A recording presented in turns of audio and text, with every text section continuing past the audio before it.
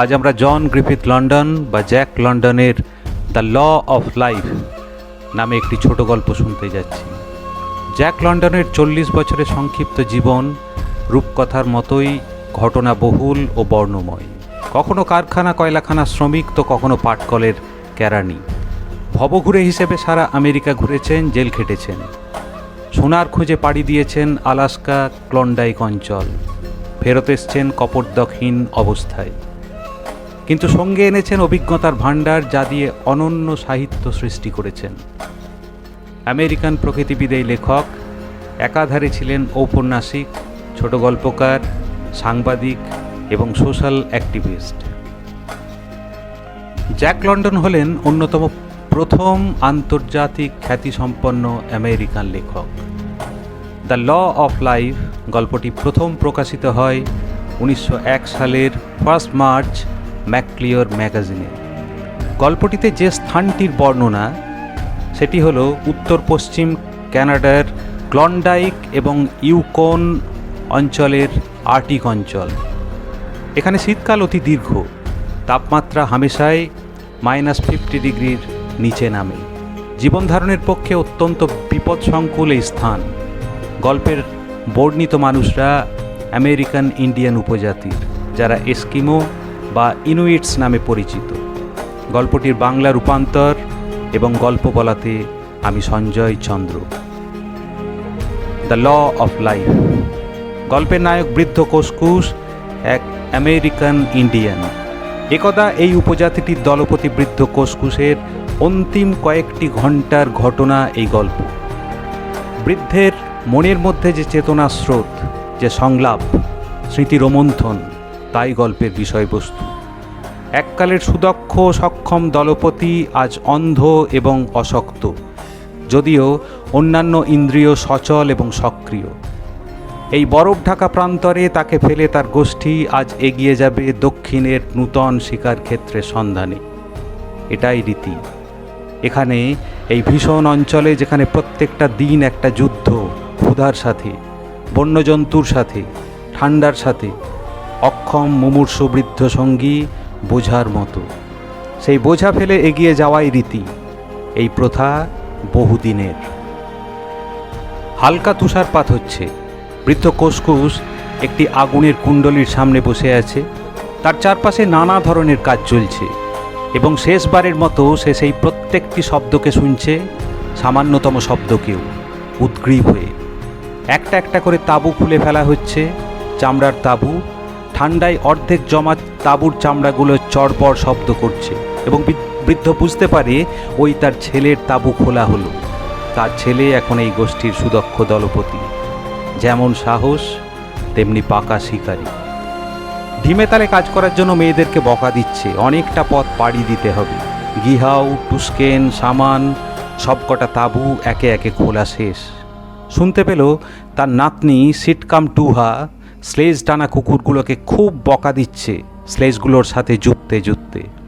কুকুরগুলোর মোটে ইচ্ছা নেই এই বরফ ঢাকা অন্তহীন অজানার পথে পাড়ি দিতে। তারা গজরাচ্ছে। বৃদ্ধের ইচ্ছে হচ্ছে যদি নাতনি সিটকাম টুহা যাওয়ার আগে দাদুর পাশে একটু বসত।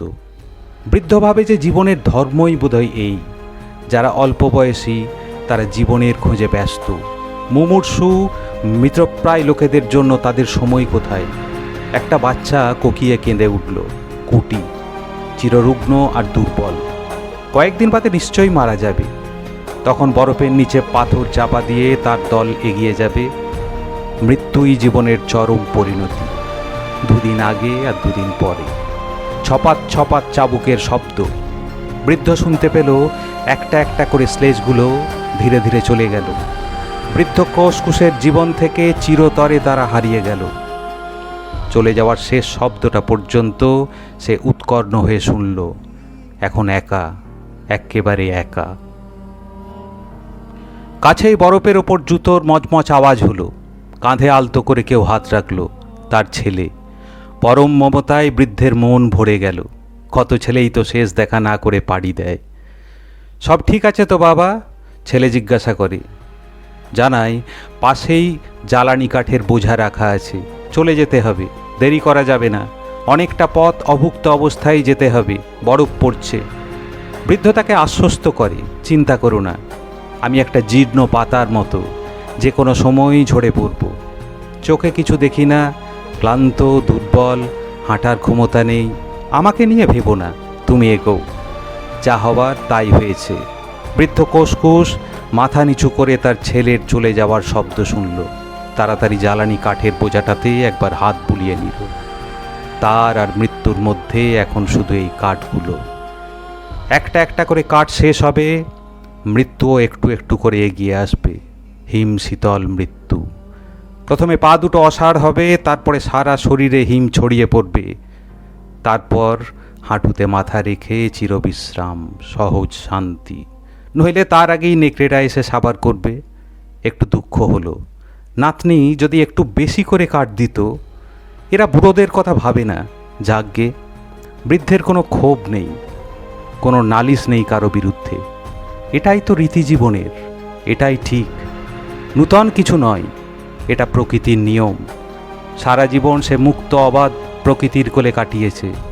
চারিদিকে সুস্পষ্ট প্রমাণ যে প্রকৃতি কোনো একক মানুষের ওপর, কোনো একক জীবের উপর দয়া দেখায় না। তার কাছে সমগ্র জাতির ধারাবাহিকতা গুরুত্বপূর্ণ, একক ব্যক্তি নয়। বসন্তে নূতন কুঁড়ি, তারপর গাছ জুড়ে নবীন সবুজ পাতা, নরম সতেজ, তারপর শ্রীহীন হলুদ হয়ে খসে পড়া। ছেলেবেলায় সে যে বৃদ্ধদের দেখেছে, তারা নিশ্চয়ই তাদের ছোটবেলায় বৃদ্ধদের দেখেছিল। কিন্তু আজ কে কোথায় চিরনিদ্রায়, কে খোঁজ রাখে। কিন্তু জীবনের ধারাবাহিকতা বজায় থাকে। তাদের এই গোষ্ঠী যুগ যুগ ধরে রয়ে গেছে।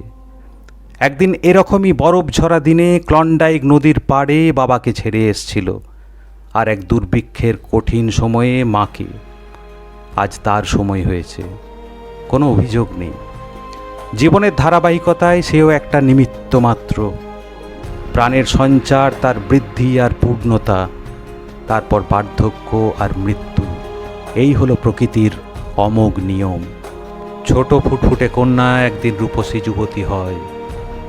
বাঁকা চাউনি, কটাক্ষ, চলাফেরায় চটক, ছেলে ছোকরাদের মন চঞ্চল।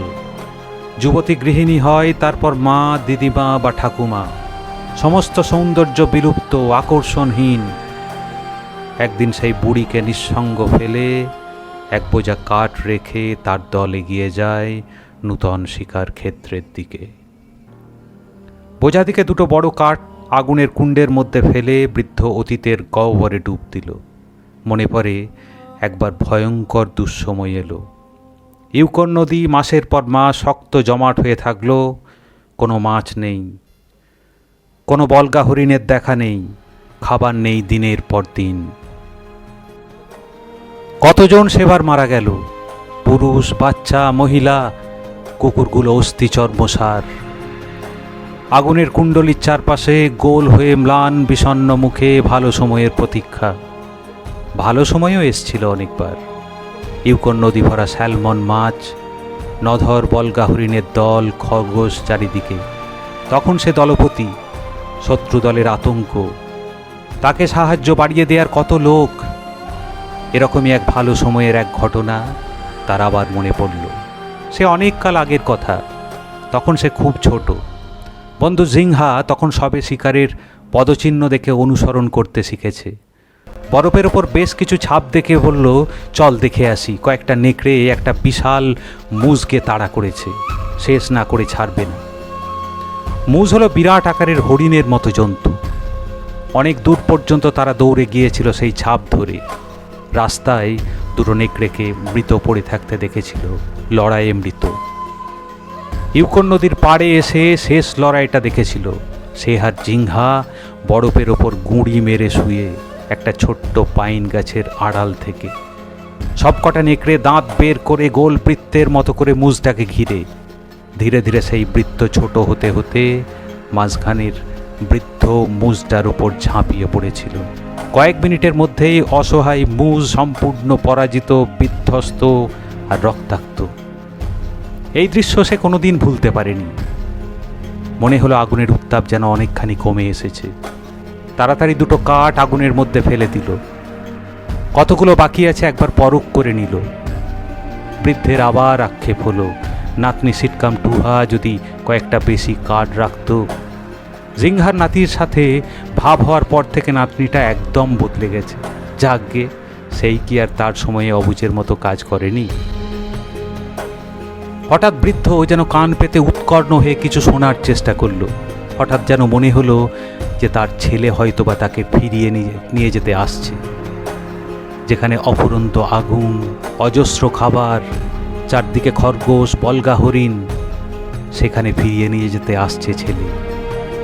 না, কোনো সারা শব্দ আর পাওয়া গেল না, শুধু নিজের নিঃশ্বাসের শব্দ, জনশূন্য। হঠাৎ এক চেনা ডাকে সিট দাঁড়াবে একটা ঠান্ডা স্রোত নেমে গেল। নেকড়ের লম্বা একটা ডাক, একেবারে কাছে। চোখের সামনে ভেসে উঠল সেই রক্তাক্ত বিশালকায় মুজটার শেষ লড়াই। চারপাশে লকলকে জীব, চকচকে চোখে গর্জনরত নেকড়েদের বৃত্ত সন্তর্পণে একটু একটু করে মাঝখানের দিকে এগোচ্ছে। একটা ঠান্ডা নাক তার গালে ঘষতে গেল। বৃদ্ধ তার ভাবনার জগৎ থেকে ফেরত এলো এবং স্বয়ংক্রিয়ভাবে দ্রুত হাতে একটা জ্বলন্ত কাঠ তুলে নিল। স্বাভাবিক জান্তব ভীতিতে নেকড়েটা একটু পিছিয়ে গেল। একটা লম্বা ডাক দিল অন্যদের উদ্দেশ্যে। অন্যেরা উত্তর দিল ক্ষুধার্তভাবে। বৃদ্ধ কোষকুষ অনুভব করলো তার চারপাশের বৃত্ত ছোট হচ্ছে। বৃদ্ধ জ্বলন্ত একটা কাঠ তুলে মরিয়া হয়ে ঘোরালো। নেকড়েগুলো একটু তফাৎ গেল, ভয় খুব একটা পেল না। হিংস্রভাবে গড়গড় করতে করতে এক পা দুপা করে এগোতে লাগলো। বৃদ্ধের এবার মনে হলো, এ জীবন কেন আঁকড়ে পড়ে থাকা? জীবনের গতির বিরুদ্ধে কেন এ লড়াই? তার জীবন শেষ হয়ে গেছে, প্রকৃতির নিয়ম মাথা পেতে নিতে হবে। বৃদ্ধ জ্বলন্ত কাঠটা ছুঁড়ে ফেলে দিল। হিস করে শব্দ করে বরফের ওপর সেটা নিভে গেল। বৃদ্ধ হাঁটুতে মাথা রেখে উবু হয়ে চারপাশের বৃত্তটার প্রতীক্ষা করতে লাগল। গল্প শেষ হলো। শোনার জন্য অনেক ধন্যবাদ।